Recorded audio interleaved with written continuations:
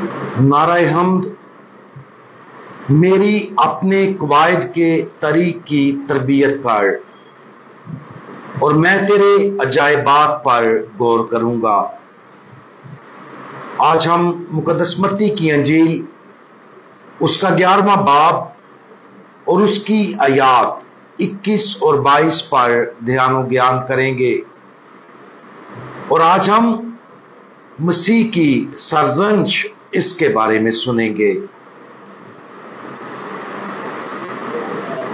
آئے کورزین تجھ پر افسوس، آئے بیت صدا تجھ پر افسوس، کیونکہ یہ معجزے جو تم میں کیے گئے اگر سور اور سیدون میں کیے جاتے تو وہ ٹاٹ اوڑھ کر اور خاک میں بیٹھ کر کب کی توبہ کر لیتے۔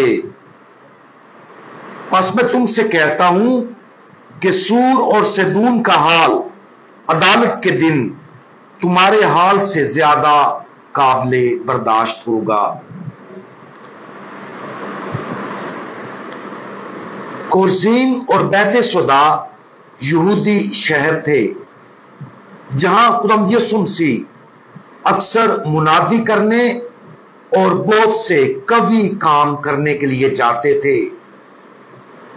یہ دونوں شہر خداوند یسوع مسیح کے رہائشی شہر کفرنہوم کے بالکل شمال میں واقع تھے۔ سور اور سیدون جدید دور کے لبنان میں، کورزین اور بیت صدا کے شمال مشرق میں غیر اقوام کے ساحلی شہر تھے۔ یہ ایسے قصبے تھے جو اپنی غیر اخلاقی زندگی کے لیے مشہور تھے۔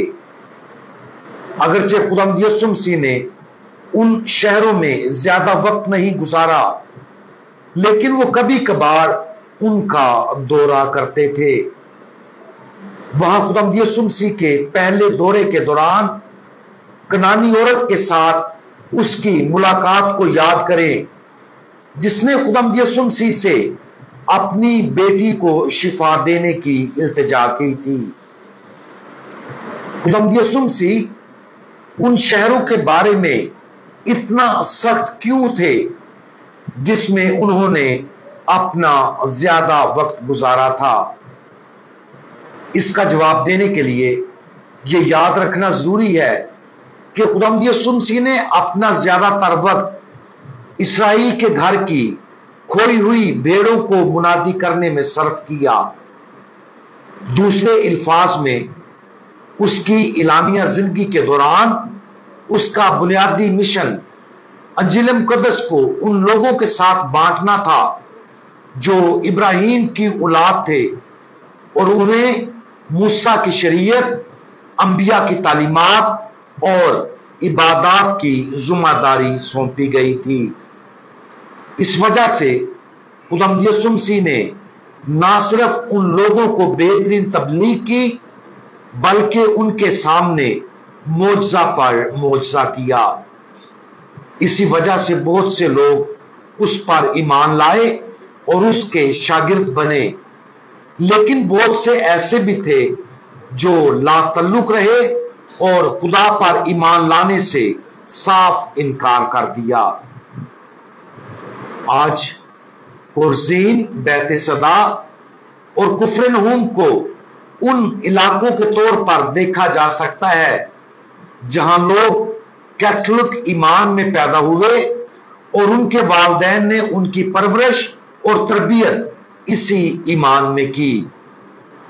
بہت سے والدین سوچتے ہیں کہ انہوں نے ایسا کیا، غلط کیا کہ ان کے بچے ایمان سے بھٹک گئے، لیکن سچ تو یہ ہے کہ خود خداوند یسوع مسیح کو بھی اپنی کامل تبلیغ، کامل سچائی اور ناقابل تردید معجزات کے باوجود رد کر دیا گیا، اور آج بھی ایسا ہی ہوتا ہے۔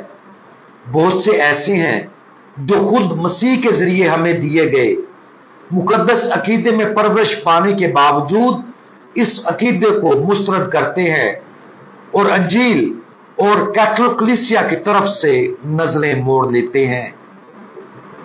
उन शहरों के बारे में खुदावंद यीशु मसीह की सरजंश आज ऐसे लोगों के ज़हनों में गूंजनी चाहिए जिन्होंने अच्छी परवरिश के सिलसिले में बहुत कुछ देने के बावजूद खुदा को रद्द कर दिया है।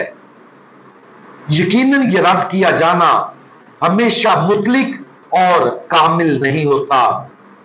सबसे पहला रद्द अमल पाक मास में शमूलियत ना इख्तियार करने से होता है, फिर इखलाकी समझौता, फिर ईमान की कमी और बिल आखिर उलझन, शक और ईमान का मुकम्मल नुकसान होता है। अगर हमारा शुमार ऐसे लोगों में होता है जिन्होंने अपने ईमान में कम दिलचस्पी दिखाना शुरू कर दी है, तो खुदावंद यीशु मसीह की मलामत जो उन शहरों के लिए थी, उस मलामत को अपने लिए भी समझे।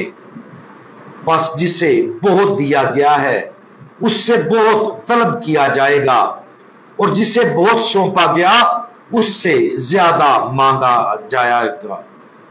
लिहाजा जिन लोगों को ईमान की अच्छी तालीम दी गई है उनसे तवक्को भी ज्यादा की जाती है, और जब हम उसके मुताबिक जिंदगी गुजारने में नाकाम रहते हैं जो खुदा मोहब्बत की वजह से हमसे मांगता है, तो एक मुकद्दस सरजंश की हमें भी जरूरत है।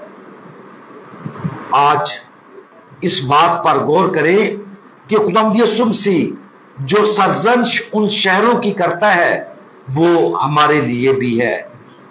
आज हमें अपने आप से सवाल पूछना है कि क्या हमारी अच्छी ईमानी तरबियत हुई है?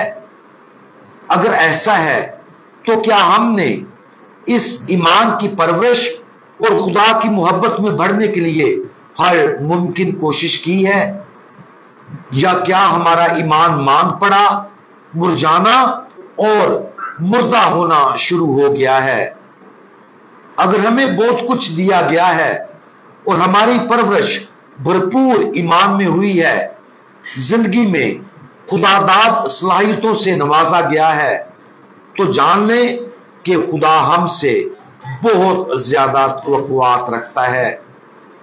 इसलिए आला बुलावा जिसकी दावत हमें खुदा की तरफ से दी गई है, हमें चाहिए कि पूरे दिल से खुदा के इस बुलावे का जवाब दें। हम दुआ मांगे। हमारे पुरजोश खुदावंद यीशु मसीह, आपने इस्राएल के लोगों में अपनी तबलीग के जरिए अपना दिल और रूह उनमें उंडेल दिया। बेशक बहुत से लोगों ने आपको कबूल किया, लेकिन बहुत से ऐसे थे जिन्होंने आपको रद्द भी किया। हम आपका शुक्रिया अदा करते हैं कि हमें आपका मुकद्दस कलाम सुनने का मौका मिला है। हमारी मदद फरमाएं कि हम आपको पूरे दिल से जवाब दें, ताकि हमारा शुमार सुनने और मानने वालों में हो सके। खुदावंद यीशु मसीह, हमारा भरोसा आप पर है। आमीन।